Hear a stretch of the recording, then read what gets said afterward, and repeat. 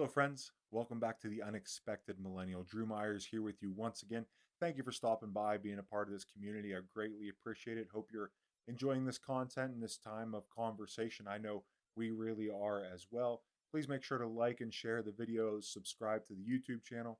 We're not monetized, we don't make any money off these videos. It's something that we like to do just because we have fun doing it and seeing it as opportunity for mission and further outreach, which means that we're not pushed by any algorithms. It means any connections that we make, any outreach we have are organic. They're manual because of the conversation of the community surrounding the unexpected millennial. So just continue to like and share and subscribe and continue to put the good word out there, and that helps us in tremendous ways. We're going to continue moving forward with a lot of different ideas and different concepts. So if you'd like to get in contact with us, the unexpected millennial at gmail.com is of course the best way too. We've had some folks give us ideas and subjects that we'll look at in the future videos. And if you have ideas, subjects, things you'd like us to really look into, please get a hold of us. Contact me. I would love to have those conversations and see what the ones you are and the areas you'd like to go. Because right now we're just working off some ideas and things that we see, especially in millennial life and Christian millennial life. So I appreciate that conversation. Appreciate you being part of the community. Again, if you haven't seen those previous videos, go back and check them out. Really appreciate you being a part of that conversation. So today it's just me again. Conversation that I'm really excited about because it's one I enjoy thinking about. It's one I enjoy working on and practicing a lot of times, and that's stewardship. Now, if stewardship is a weird word to you, it's probably not surprising. Stewardship is a churchy word. Quite honestly, even growing up in the church and being a part of church leadership now, I don't use the term stewardship outside of church life very often. And most of the time, when we think of stewardship, we're talking about monies and finances. We have a local church committee that is of stewardship and finance. That's an area of stewardship that we speak about with that said committee. It's what we do, stewardship and finance. The reality of stewardship, however, is that while we talk about it in the area of monies and finances, it's not just tied to monies and or finances. The word is a title. A steward is not one that is just about money. A lot of times we're talking about it in that context, but it's one that's not even actually used very often in scriptures either. It's used several times in Genesis, then again in Second Samuel, but Jesus himself does not use the word steward. Even though Jesus obviously talks at length and significant time about the dangers of loving money and greed and frivolous spending, but he doesn't use the specific term of steward. Stewardship is a term that the church uses. Church uses to talk about managing. That's really the easiest way that we can describe what stewardship is. It's not just about monies and finances, but that's certainly one area that we talk about. It's about management. Now, management, not ownership.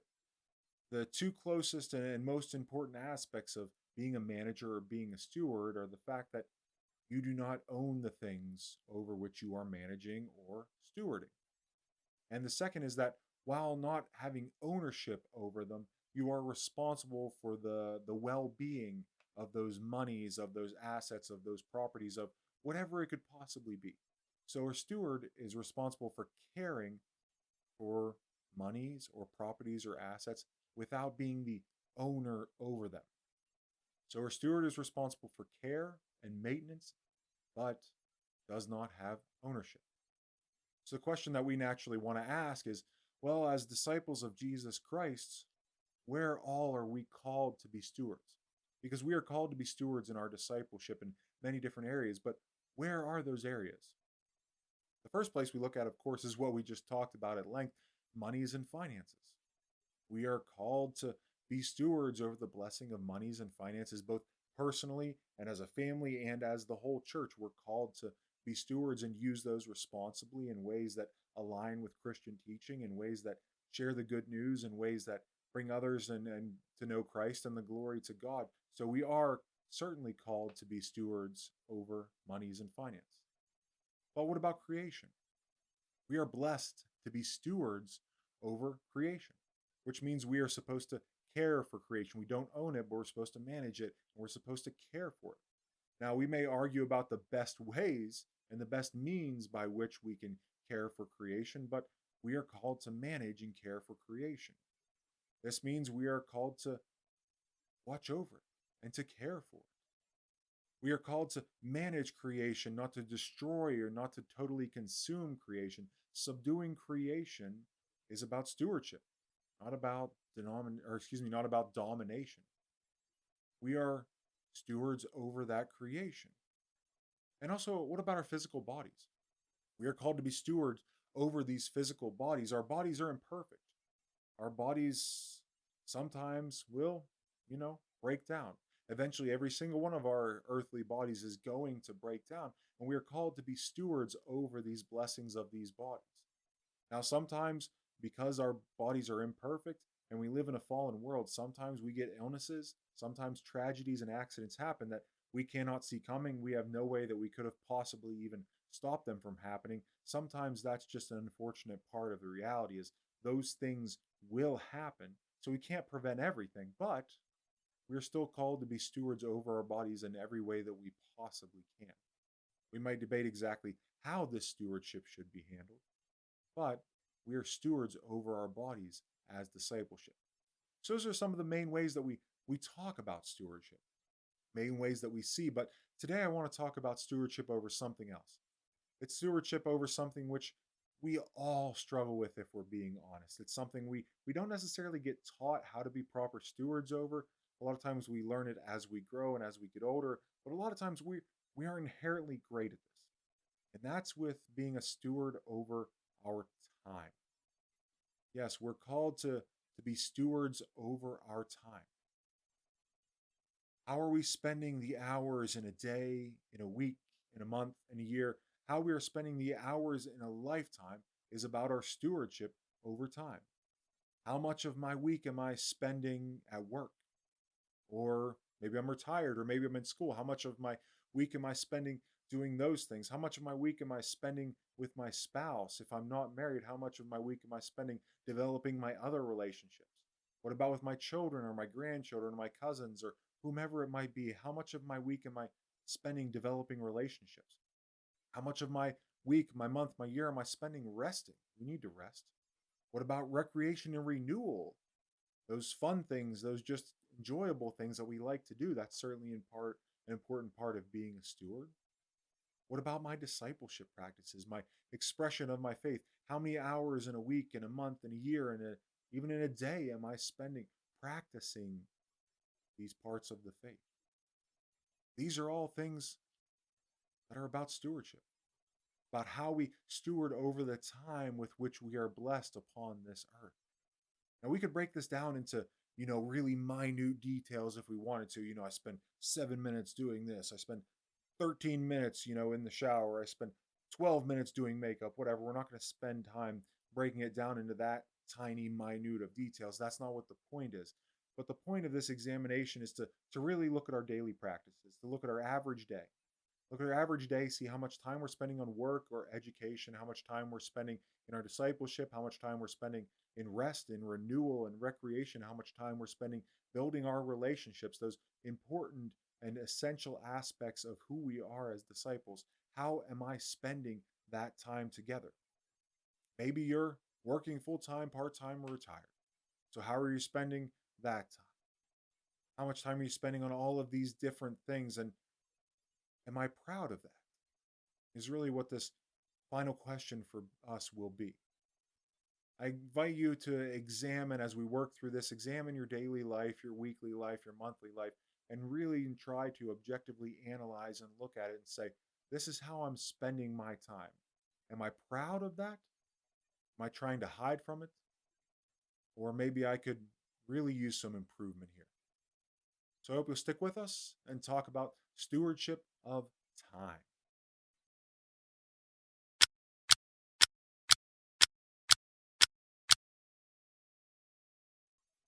One of my favorite conversations to have with somebody is sit down and to ask the question, how much do you value your time?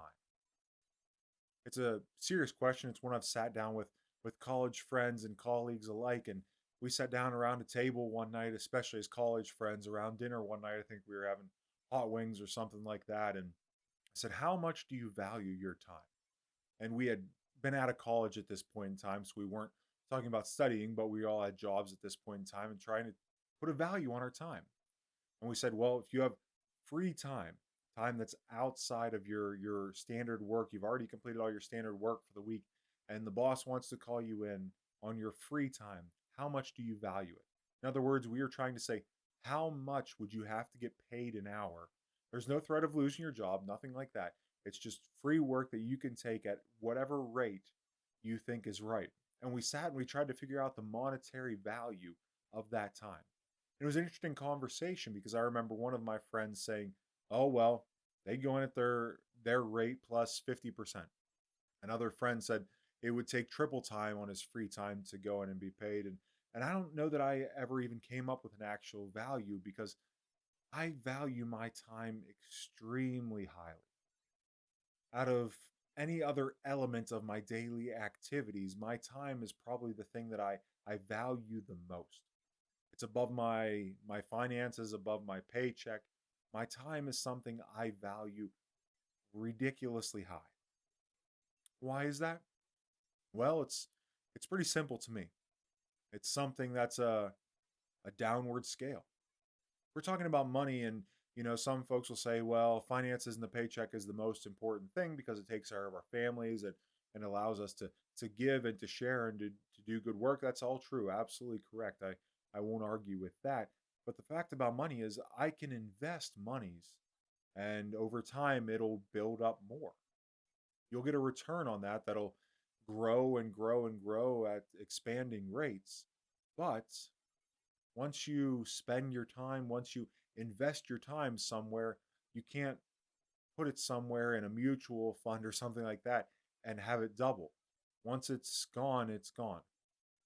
I can't take yesterday, and if I had a couple extra hours yesterday where I didn't have much going on, I can't bank those and add them on to today and make today 26 hours. It doesn't work like that with time. So I think of time having tremendous value. And in some ways, I look at time as similar to monies in the way that I use the term investing it. Where am I investing my time? And it's similar because sometimes you spend money on places that you're not going to get a return back on it, right? You can't invest every single dollar. Sometimes you need to just spend money somewhere that you're not going to get anything back from it, and that's okay. Sometimes it's just fun, it's just recreation, and you might get a return in that way. But there's times that you just have to spend money and you don't necessarily get an eventual return on it. And sometimes it's the same with time. That you'll spend time somewhere that it's not really invested, that you'll return anything in the future, but it's just done for the day, and you've used it there, and that's not all a bad thing. But part of our stewardship over time is being able to look at our days and our weeks and our months and look at them in a way and examine them, and am I seeing my time as an investment? Am I hoping that I'll receive a return on this in some way? Is that good stewardship or poor stewardship if I'm just letting my hours go by and I'm not investing them in any way that'll bring me some type of return, whether it's immediate or in the future? So I look at time as an investment. And in multiple different areas of our lives, when we're talking about stewardship of time, let's take our work or our education. Whether you're full time or part time, or you're retired, or you're full time in education and studying at university, whatever it might be, or you're just trying to learn to improve yourself, you invest time to receive something back. The immediate is the paycheck, right? Paycheck's important. The paycheck allows us to take care of ourselves. The paycheck allows us to take care of our families. The paycheck allows us to give to charities and to the church. The paycheck allows us to share the good news and to help other people out in need. The paycheck allows us to invest so that money will eventually grow over time. The paycheck is an important return for the time you're putting in for work, right? For others, the job and the employment is fulfilling as well. It's not just a job, it's not just a paycheck, but it brings joy and fulfillment as well. And I hope that we can all pursue something in that. I hope we can all look and say the job is not just about money, but it's about joy and fulfillment as well. But how many hours of your week are you investing in work and the returns are taking care of you? Of course, almost everybody would say, no, I should be making more. But But really, beyond that, how much time are you investing in work? Are you 35 hours a week? Are you 40 hours a week? Are you 50, 55 hours a week?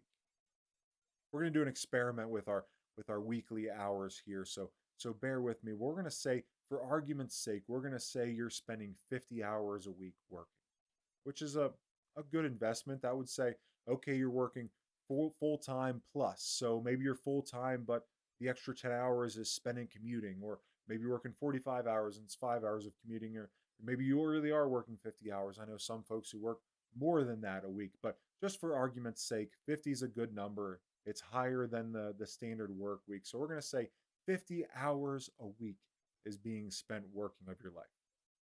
Now, 24 and 7, that's 168 hours. 168 hours in a 7-day week that we are stewards over. The standard week, we have 168 hours. How are we spending those hours? Okay, so we're saying that we're spending 50 hours a week working. Okay, so off of that 168, we take 50 off of it, boom, we're down to 118. Taking 118 hours outside of our work. Or if you're in education, if you're studying, if you're at university, take your education time and think about that as well. So maybe you're saying you're spending 50 hours a week talking about that, doing that, and working on those areas. So you're spending 50 hours a week doing that, or it's a combination of 30 hours a week and study and 20 hours of work if you're doing both. But say you're spending 50 hours a week in work and or education. Okay, so we'll take that right off the top of the 168. So boom, down to 118 hours a week. So, okay, what about that? What else is a necessity in our lives? About rest. Yeah, rest is of course a necessity. We have to rest, we have to sleep. So let's say we take 7 hours of week is supposed to be the kind of the kind of flat line for an adult over 18 years old. So let's take that up a step. Let's say we do well with sleeping, we do well with resting. I try to rest as much as possible, seeing the long term benefits it has for us in brain development and body rejuvenation. So we'll say we take 8 hours of sleep a day. So we sleep a third of the day. Okay, so 8 hours a week, 7 days a week, 56 hours a week is spent we're sleeping. That's above the CDC recommendation of at least 7 hours a week. So we take that off the top.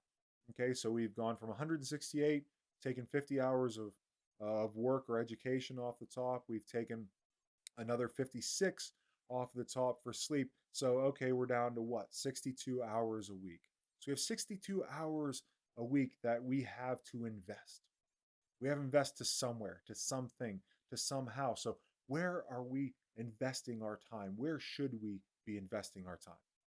Those two previous are obviously our biggest investments, really, when we're talking about daily lives. So we still have, 62 hours left that we can invest in our recreation, our renewal, our relationships, and our discipleship. That's almost 9 more hours a day outside of work and education and rest where we have the opportunity to invest. Where are we going to be putting these? Are they in our recreation? Are they in our discipleship? Are they in our renewal? Are they relationship development, personal development? Where are we going to put these hours? Well, okay, let's think about another just daily task. Let's think about just housework slash food. So we say we spend 2 full hours a day on housework, house chores, and food, whether that's cleaning and or cooking or laundry or whatever it might be. If you're by yourself and you're doing those things, or if you have a spouse, hopefully you split those duties up, or the kids are helping out with those. So let's say we spend a full 2 hours a day, which feels somewhat high, especially if you're working, because breakfast and lunch usually don't take very long for meal preparation. Or like us, you prep meals way ahead of time, a week ahead of time. But we'll say 2 hours a day. Okay, so we'll take 2 hours a day. So that's still another, what, 48 hours that are left over where we have the decisions to make regarding our stewardship. That's almost 7 hours a day that we're stewarding over. Where are we investing that time? Hmm. Well, Lindsay and I, for example, we usually work out 5 days a week. Over those 5 days, our total of hours being put in is probably somewhere 7 to 8. 7 to 8 hours during the week that's being spent in our workout regimen. That's, yeah, it's not quite 2 hours a day, I would say. So probably about 8 hours. Now, that's a significant investment of time that we are making, and really way more than the vast majority of Americans are making in a workout regimen. Now, why do we do that? Well, for one, we see the benefits that exercise have on longevity of life. We certainly see the benefits that we receive, that we feel better physically when we're working out. We feel better emotionally. We feel better mentally. You get those endorphins that are going through. We feel so much better while we're doing it. We feel so much better after we're doing it.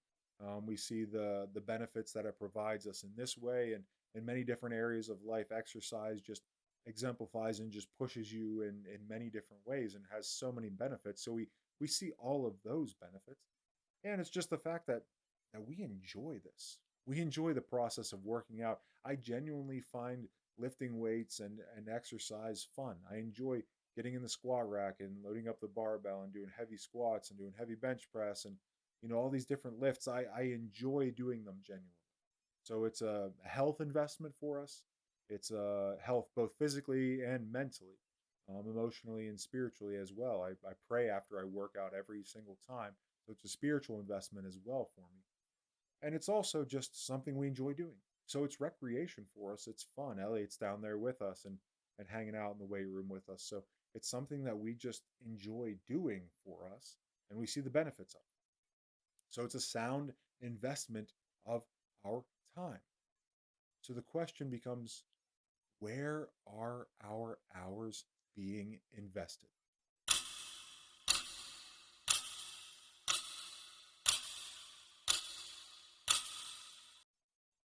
I often hear that we don't have time for church. I don't have time for other discipleship practices. I'm busy. I have a lot of things going on. And yes, you're busy. Yes, I'm busy. Yes, we do have a lot of things going on, but we certainly do have the time. We are just making the choices not to invest our time in the area of discipleship development. And that's your call, your conscious decision. It's something I can't do for anybody else, but we have the time. We're just in choosing them to invest in different areas.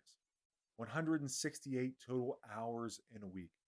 62 hours a week after work and education or sleep are taken from the equation. 48 hours after housework and things of that nature are factored into the equation. That's still a lot of hours in the week. And you're telling me that out of those 168 hours, or the 62 or the 48, whatever figure you want to use, out of all of those hours, we cannot possibly find a couple hours to spend a week in worship, in Sunday school, or discipleship practices throughout the week. Come on now. Most Americans probably spend more than a couple hours a week using the bathroom. I can guarantee the vast majority of us, especially millennials, spend way more time than that fiddling on our phones and playing around on social media. That one is honestly fairly simple for us to track, really, because if you have a smartphone, then you can look in the different apps and they have ways that they track this. So you can look inside the cell phone and it'll give you a calculation of exactly how much screen time you're spending on your phone, how much time your phone is spent open up and the screen on, how much time you're spent in social media apps, how much time you're spending in this area and that area. It breaks it down right there for you. It can be absolutely frightening. It can be eye opening. It can be very humbling to look at that objective truth as it's staring you in the face of how you're using your cell phone on an everyday life. If we're honest and open with ourselves when it comes to our daily habits, then we will find that we're wasting a lot of time in our weekly lives where we're not investing in any way. Now, we don't have to schedule every minute of every day. That's not what I'm saying. For many, that might not even be a healthy option, really. If you're having to schedule your unscheduled time, that might not be the best way to look at it, but there can be some good that comes out of taking an examination of our time.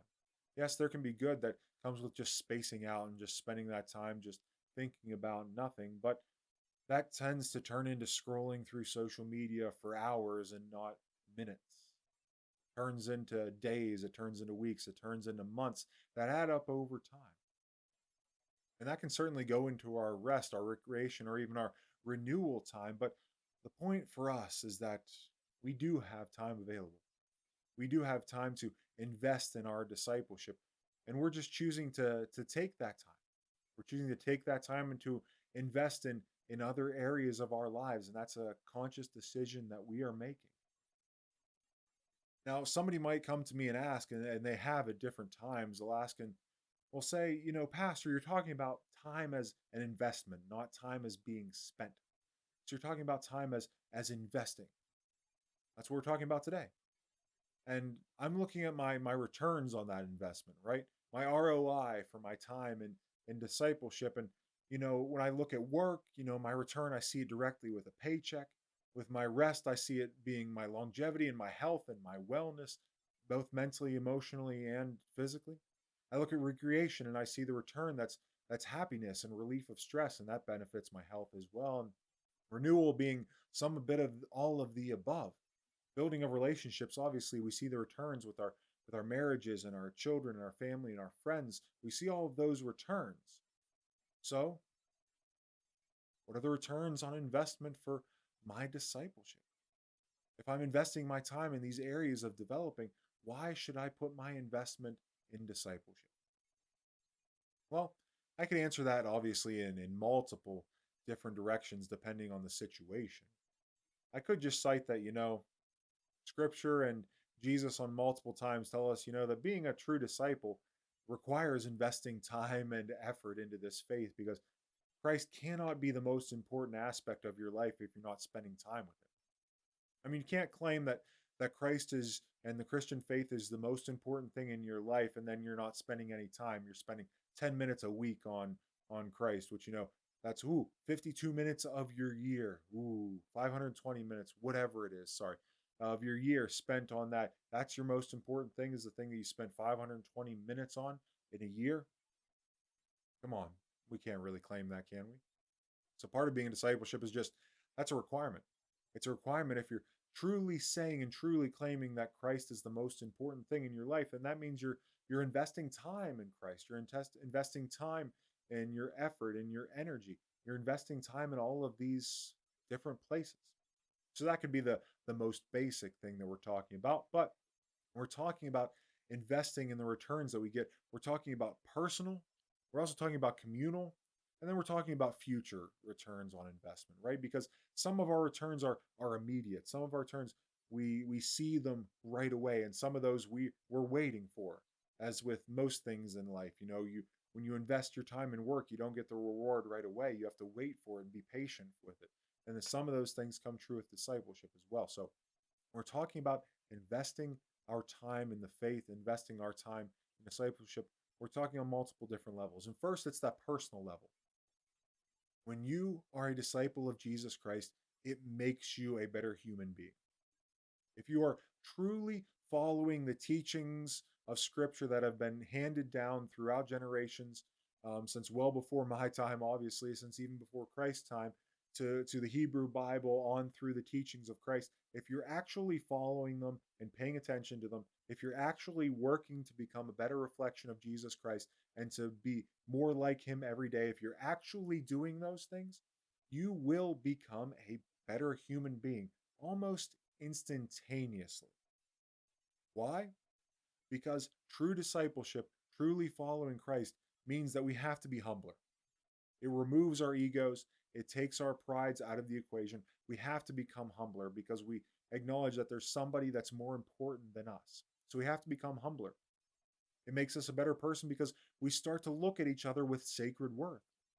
We see each other as a child of God, not just as another random person standing over there, but as a truly made in God's image human being of sacred worth. And when we see each other with sacred worth, we treat each other with more love. We treat each other with more grace. We treat each other with more mercy and with more patience. So we become a better person. We become a better person through this discipleship because we become more sacrificial. We're willing to sacrifice our time and our efforts and our monies to something that's bigger than ourselves. We become better human beings because we become more prayerful. We look at each other before ourselves. We want to help each other. It's not just about me, me, me. It's not about how I can make improvements. It's not about how I am the best. I am the only one that matters. It's about how can I help these people around me? How can I better help my family? How can I better help my community? And that makes us better. And also, it's just that process of wanting to become better. As a disciple, you're called to constantly be working on yourself, constantly become more of a reflection of Jesus Christ. And that means we're constantly working to get better. So we're constantly working at ourselves spiritually, mentally, emotionally, physically to become better.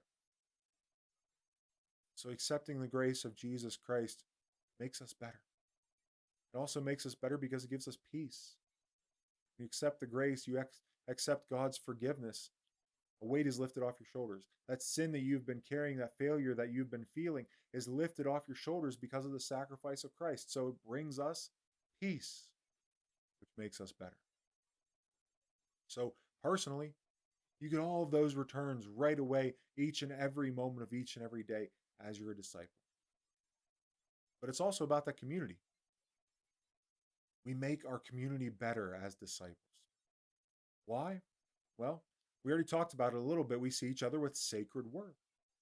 You're gathered around with fellow believers. You're gathered around with fellow disciples. You're gathered around with people who are like-minded and after the same pursuits as you are and trying to become better. And when we surround ourselves with fellow people who are thinking the same way and feeling the same way and trying to work in the same way, it helps us to become better. It just helps us to become flat out better people.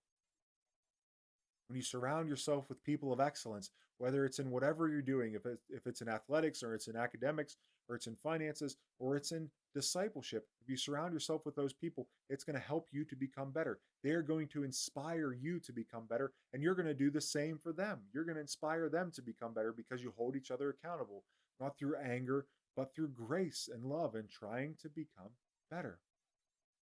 So that's a place that we become better as a community, but it's also because tenets of discipleship, tenets of Christianity mean that we're supposed to care for people. We're supposed to care for the impoverished. We're supposed to care for the widow. We're supposed to care for the orphan. We're supposed to care for those who are in prison. We're supposed to care for those who are struggling with addictions. We're supposed to care for those who are mourning and grieving. We're supposed to care for each other in our communities. And if we're truly caring for the needy, if we're truly caring for the impoverished, for the orphan, for the widow, for those who are in prison, for those who are struggling with illness, for those who are battling addiction, if we're truly caring for those persons, it's going to improve our communities. Plain and simple. It's going to make everything around us better. So there's a return on investment. We see a personal return, we see communal return, and then ultimately our return is in the life to come, right? I mean, that's the ultimate return on investment for us, right? That's the future investment for us.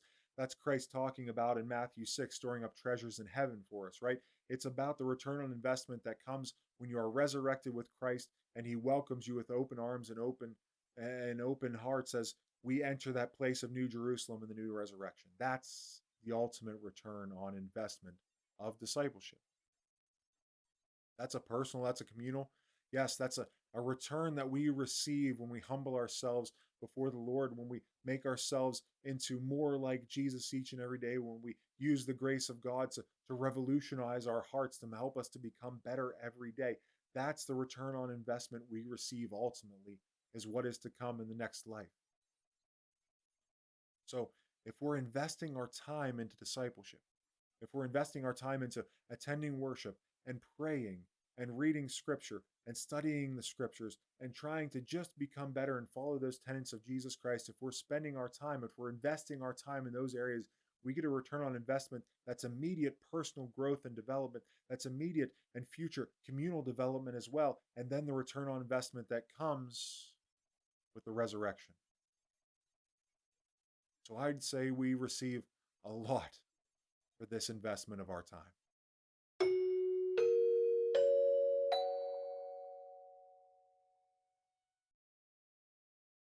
As we close this conversation today about stewardship of time. I guess the questions I want to leave with you today are: first, am I happy with how I am investing my time? So take a look, examine my time. Am I happy with how I'm investing my time? Number two, am I being a proper steward over the time in a day that brings glory to God and really shows that discipleship? And number three, am I willing to openly share how much time I'm spending in each of these categories with my friends and my family? Or would I try to hide the honest investment of hours that I'm spending in my daily life? Now, if you are ashamed to share these hours, if you're ashamed to share how you're investing your time, then maybe to look at need to maybe you need to look at making some changes in your investments. Maybe you need to move some things around and be more intentional about planning your day and being more productive and more investing with your time. A tremendous joy is that God does not require nor expect us to spend 40 hours a week in worship or reading or prayer. Now, of course, I would never discourage that practice, but God does not have a board where He's calculating our hours that we need to get in heaven. It's not as if there's a threshold that we have to meet of hours invested as disciples to reach that place of resurrection. But as disciples, we are called to be stewards over our time. And being proper stewards over our time is about showing what or who is most important in our lives. We invest our time in our work because work and what we receive from it is important to us. We invest time in our relationships because building our relationships with our family and our friendships are important to us. Where we are spending our time, much like where we are spending our finances, our money, where we are investing those shows what is important to us. So is the time that I'm spending on my discipleship practices, is the time that I'm spending in worship, the time that I'm spending in study and prayer, are those faith practices, are they showing that my faith journey, that my discipleship, that my Christianity is an important piece of my life, the driving force of my life? Or is it showing that my faith is just kind of some add-on thing at the end when everything else is done and maybe I have some time left over after everything else is done, then I'll get to that. That's not an answer I can provide for you. But one about which you have to be honest. You have to examine and analyze how exactly are you investing your time? Where are my investments going? Thank you for sticking around for the entire video. We greatly appreciate your support of this channel. Please like, share, and subscribe this video.